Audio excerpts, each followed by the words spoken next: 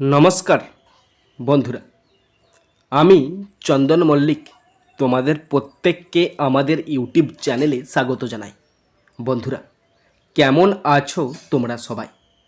আশা করছি তোমরা সকলে খুব ভালো আছো, আমিও খুব ভালো আছি। বন্ধুরা, আজকে আমি ক্লাস 10-এর ডাফ অ্যান্ড টাট 2024 ইংলিশ কোয়েশ্চেন ব্যাংক থেকে সেকেন্ড সাবমিটিভের ওপর পেজ নাম্বার 311 তোমাদের সাথে খুব সুন্দরভাবে আলোচনা করব, তোমাদের বোঝানোর চেষ্টা করব। বন্ধুরা, তোমাদের প্রত্যেককে শেষ পর্যন্ত দেখার জন্য অনুরোধ করছি। তোমরা শেষ পর্যন্ত শুনে নেবে এবং দেখে নেবে। শুরু করছি। স্কুলের নাম Maheshtala high school HS, page number 311। Time আছে 1 ঘন্টা 30 মিনিট, ফুল মার্কস 40। প্রথম আছে সিন, আর সিন থেকে প্রথম আছে প্রোজ। প্রোজটি নেওয়া হয়েছে লুসি মন্টগোমেরি রচিত আওয়ার রান অ্যাওয়ে কাইট নামক প্রোজের ইউনিট 2 থেকে নেওয়া হয়েছে। প্রোজ থেকে কোশ্চেনগুলো শুরু করছি। প্রথম আছে এর দাগ। Tick the correct alternatives to complete the following sentences 1 × 2 = 2। বন্ধুরা, এখানে দুটি অল্টারনেটিভ কোশ্চেন আছে, 1 নাম্বার করে 2 number. First number 1, the children patched the kite with a letter. শিশুরা একটি চিঠি দিয়ে ঘুড়িটাকে তাপিয়ে দিয়েছিল। Option B is the right answer. Question 2, the narrator fell over the rocks resulting in making a big hole in the kite. কথক পাথরের ওপর পড়ে গিয়েছিল, যার ফলে ঘুড়িতে একটি বড় গর্ত হয়েছিল। Option C is the right answer. বন্ধুরা, এরপরে আছে বিয়ের দাগ। Complete the following sentences with information from the passage 1 × 2 = 2। বন্ধুরা, প্যাসেজ থেকে ইনফরমেশনে কমপ্লিট সেন্টেন্স করতে দিয়েছে, দুটো আছে, 1 নাম্বার করে 2 নম্বর। First number 1, they had to hurry to fix the kite. তারা ঘুড়িটাকে জোড়াতে তাড়াহুড়ো করছিল। কেন জানো তো? তোমরা দেখো, থার্ড প্যারাতে মানে 311 পাতায় থার্ড প্যারাতে লাইন আছে we had to hurry to fix the kite. তারপরে যেমন লেখা আছে দেখো, ইফ পর্যন্ত লেখা আছে। তো বই থেকে দেখে দেখে লিখবে we wanted to send it up before the wind fail. এইটুকু লিখে দিলি আনসার, কিন্তু একটুখানি কায়দা করতে হবে, এই উইটাই করতে হবে দে, কারণ তারা। তাহলে আনসার লিখবে if they wanted to send it up before the wind fell. যেহেতু বাতাস থেমে যাওয়ার আগে তারা ঘুড়িটাকে উপরে উড়াতে চেয়েছিল, তাই তারা ঘুড়িটাকে জোড়াতে তাড়াহুড়ো করছিল। Okay. Number 2, the big kite was covered with. একদম প্রথম লাইনটাতে, প্রথম প্যারার ফার্স্ট লাইনে we had a kite that was big and covered with lovely red paper. তাহলে covered with lovely red paper, তারা সুন্দর লাল কাগজ দিয়ে তাপিয়ে দিয়েছিল। আর কিচ্ছু লেখার দরকার নেই। ওকে, নেক্সট। এরপরে আছে সি এর দাগ। Answer the following questions 1 × 2 = 2। দুটো কোশ্চেন আছে, 1 নাম্বার করে 2 number. First number 1, what happened when the narrator was bringing the kite from the house. বাড়ি থেকে ঘুড়িটা আনার সময় বর্ণনাকারীর সাথে কি ঘটেছিল? তো বন্ধুরা, কোশ্চেনের আনসারগুলো একটু বেশ বড় করে লেখা আছে, যাতে করে যদি 2 নাম্বারের পরে তোমরা কিন্তু এই কোশ্চেনের আনসারগুলো যেমন আমি লিখেছি লিখে নিই 2 পাবে। আর একটুখানি বড় করে লিখেছি যাতে করে ভালো করে তোমরা বুঝতে পারো। ওকে, তো গল্পটা বলছি শোনো। একদিন আমাদের বর্ণনাকারী বাড়ি থেকে তার ঘুড়িটাকে আনছিল। তিনি ছুটে ছুটে আসছিলেন। সেই সময় তিনি হোঁচট খেয়েছিলেন, হোঁচট খেয়ে পড়ে গেছিলেন, এবং পড়ে যাওয়ার ফলে তার কনুইটা ঘুড়িটার ওপর গেঁথে যায়। মানে কনুইয়ের এরকম করে যখন পড়ে যাচ্ছেন তিনি উপরে, তখন তিনি কনুইটা ওপর ভর করে পড়ে আছেন, আর কনুইটা সেই ঘুড়িটার মধ্যে ঢুকে যায়। তারপর একটা বিশাল বড় গর্ত তৈরি হয়। এটুকু একটু সাজিয়ে লিখতে হবে। এবার তোমরা যদি দেখে দেখে লিখতে চাও, তাহলে সেকেন্ড প্যারাতে দেখো 1 ডে দিয়ে একটা লাইন শুরু হচ্ছে। ওই সেকেন্ড প্যারাটা পুরোটা লিখে দিবে, 1 ডে থেকে শুরু করে একবারে বিগ হোল পর্যন্ত লিখে দিলে কমপ্লিট হয়ে যাবে। ওকে, তো আনসারটা শেয়ার করছি, দেখে নাও। 1 day there was a grand wind for kite flying. একদিন ঘুড়ি ওড়ানোর জন্য খুব সুন্দর বাতাস বইছিল। When narrator was bringing the kite from the house. যখন বর্ণনাকারী ঘুড়িটাকে বাড়ি থেকে আনছিলেন, সি ট্রিপড, তিনি হোঁচট খেলেন, and fell over the rocks, আর পাথরের ওপর পড়ে গেলেন। And her elbow went clear through the kite, এবং তার কনুইটা সোজা ঘুড়ির মধ্যে গেঁথে গেল, মেকিং এ বিগ হোল, একটি বড় গর্ত তৈরি হলো। Okay, next number 2, how did the narrator and Cloudy patch up the kite? Cloudy এবং বর্ণনাকারী কীভাবে ঘড়িটাকে তাপ্পিয়ে দিয়েছিল, কীভাবে সারিয়ে তুলেছিল? দেখো, তোমরা যদি দেখে দেখে লিখতে চাও তাহলে থার্ড প্যারাতে দ্বিতীয় লাইনটা শুরু হচ্ছে we knew there was no more red paper. ওই উইগুলোকে সব দে করতে হবে, বাকি সব ঠিকঠাক আছে, একবার লিখে যাবে ফায়ার পর্যন্ত, মানে 1 2 3 4, থার্ড প্যারা 4 নম্বর লাইন বাঁ দিকেতে ফায়ার আছে, ওই ফায়ার পর্যন্ত লিখলেই আনসার হয়ে যাবে। তো আমি গল্পটা বলছি, তোমরা শোনো। ক্লাউডি এবং ন্যারেটর মানে বর্ণনাকারী দেখেছিল যে কোনো লাল রঙের পেপার নেই, তাই তার একটা পুরাতন লেটার দিয়ে ঘড়িটাকে তাপ্পিয়ে দিয়েছিল। ওকে, এবং একটা সিট মানে একটা কাগজ এদিক ওদিক ভালো করে চিঠি দিয়েছিল এবং কাগজটাকে আগুনের তাপে শুকিয়ে নিয়েছিল যাতে করে তাড়াতাড়ি শুকিয়ে যায় এবং শক্ত হয়ে বসে যায়। এইভাবে তারা ঘড়িটাকে প্যাচ আপ করেছিল। ওকে, দেখো, cloudy and the narrator found no more red paper. Cloudy এবং বর্ণনাকারী কোনো লাল কাগজ খুঁজে না পাওয়ায় ইন দ্য লাইট হাউসে no sooner had they found an old letter. তারা যেই না একটি পুরাতন চিঠি দেখতে পেল, আর দেখবে পুরাতন কাগজ সবসময় হলুদ হয়ে যায়, লালের সঙ্গে একটু হলুদটা ওটা কোনো ঠিক বুঝতে পারে মানে অতটা যে অভিন্ন হয়েছে অতটা বুঝতে পারা যাবে না। অন দ্য বুক কেস, বইয়ে তাকে খুঁজে পেয়েছিল। Then they started patching the kite up with it. তারা সঙ্গে সঙ্গে ওইটাকে তাপ্পিয়ে দিয়েছিল। A sheet on each side, দুদিকে চিঠি দিয়েছিল একটা কাগজ, and dried it by the fire, এবং আগুনের তাপে শুকিয়ে নিয়েছিল। ওকে, শুধু এইটুকু লিখে দেবে, তাতেই কমপ্লিট হয়ে যাবে। বন্ধুরা, এরপরে 2 দাগের পোয়েম আছে। পোয়েমটি নেওয়া হয়েছে টেড হিউ রচিত মাই ওন ট্রু ফ্যামিলি নামক পোয়েম থেকে নেওয়া হয়েছে। পোয়েম থেকে কোশ্চেনগুলো শুরু করছি। প্রথম আছে এর দাগ, choose the correct alternatives to complete the following sentences 1 × 2 = 2। বন্ধুরা, এখানে দুটি অল্টারনেটিভ কোশ্চেন আছে, 1 নাম্বার করে 2 নম্বর। First number 1, the poet was looking for a male deer.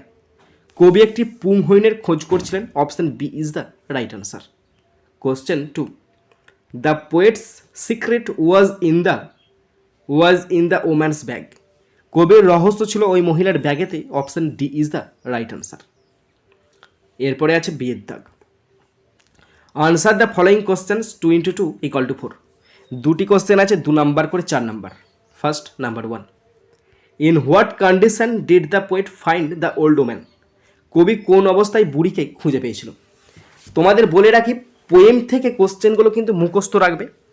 যদি পোয়েম থেকে মুখস্থ রাখতে না পারো তাহলে কিন্তু প্যারাফ্রেজ বা সাবস্ট্যান্ট বা জিস্ট যেটাকে বলা হয় সেইটা কিন্তু মনে রাখবে।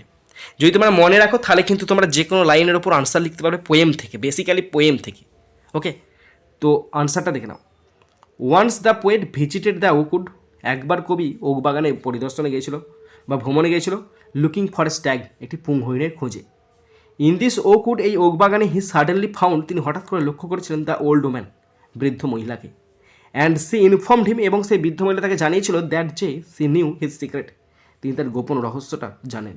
ওকে, next number 2, what would happen to the poet if he fail to make the promise. কবি যদি প্রতিশ্রুতি রাখতে ব্যর্থ হন তাহলে তার কি হবে? উত্তর দেখে নাও।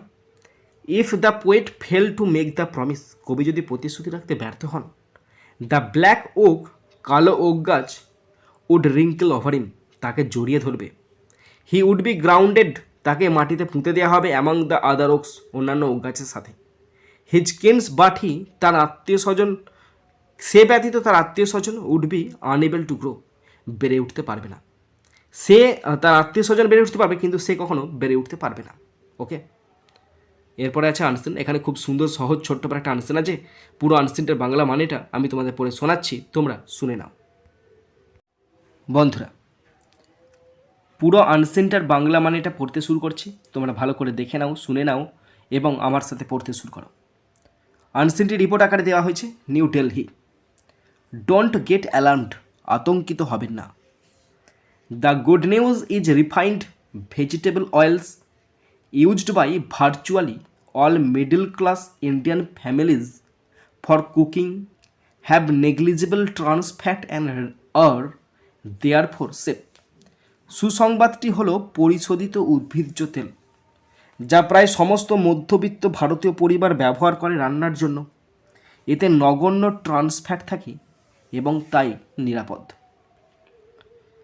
Laboratory tests conducted by Delhi based centre for science and environment CSE on 21 different branded of refined vegetable oils, soybean, sunflower, groundnut, mustard, coconut, olive, sesame, and palm, have found that almost all of them have trans fat levels well within limits permitted in the US and Denmark.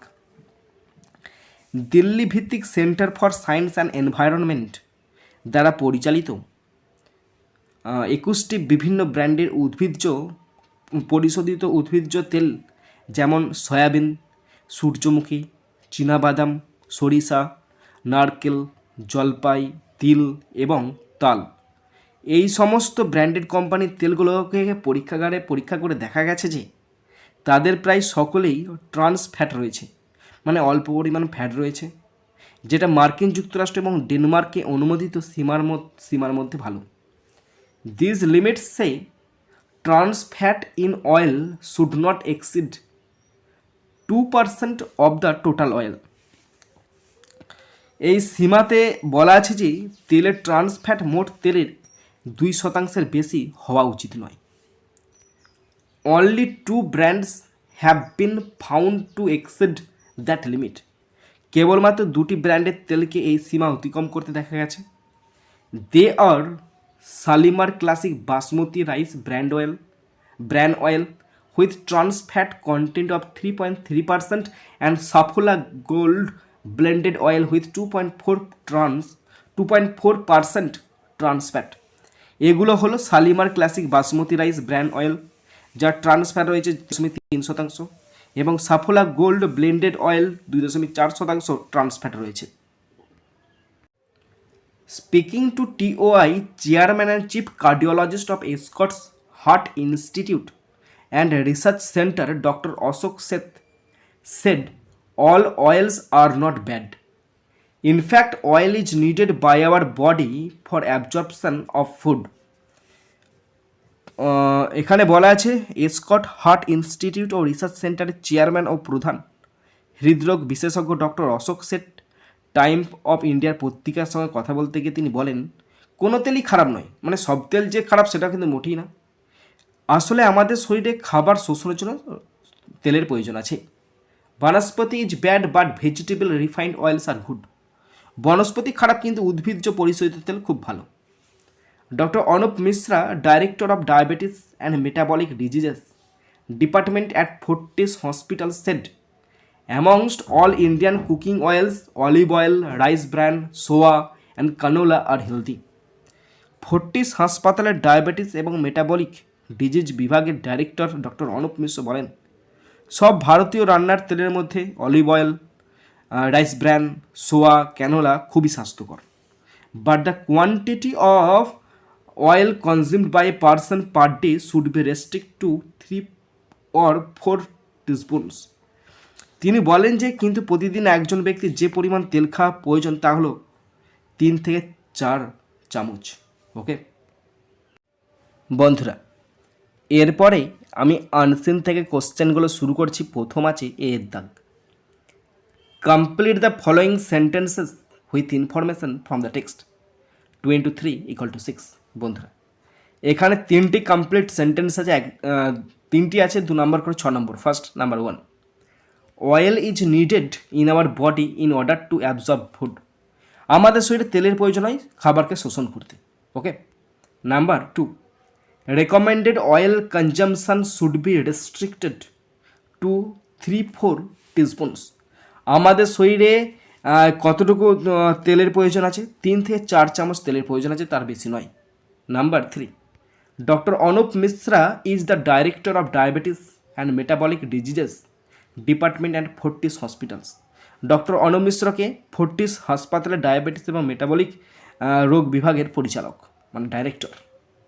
বেদাগ, classify the above text and find out a clue in support of your answer. 2 নম্বর, আমাদের টেক্সটটা কী ধরনের text, এটা report, এবং তার রিপোর্টটা যে এটা যে রিপোর্ট সেটা একটা স্টেটমেন্ট দিতে বলেছে, তার জন্য হচ্ছে 2 number.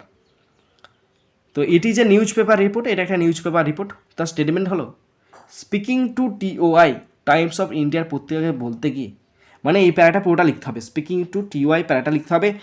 Chairman and chief cardiologist of Escorts heart institute and research centre doctor Ashok Seth said all oils are not bad. In fact, oil is needed by our body for absorption of food. Banaspati is bad but vegetable refined oils are good. এটা হচ্ছে supporting statement আর এটা হচ্ছে report. ওকে বন্ধুরা, এরপর আছে section B, grammar and vocabulary. Grammar এবং vocabulary করতে দিয়েছে 4 দাগ। Write the correct alternatives to fill in the blanks 1 × 3 = 3। এখানে ভার্বের সঠিক ফর্ম দিয়ে শূন্যস্থান পূরণ করতে যে 3টি আছে, 1 নাম্বার করে 3 নাম্বার পড়ছি, দেখে নাও।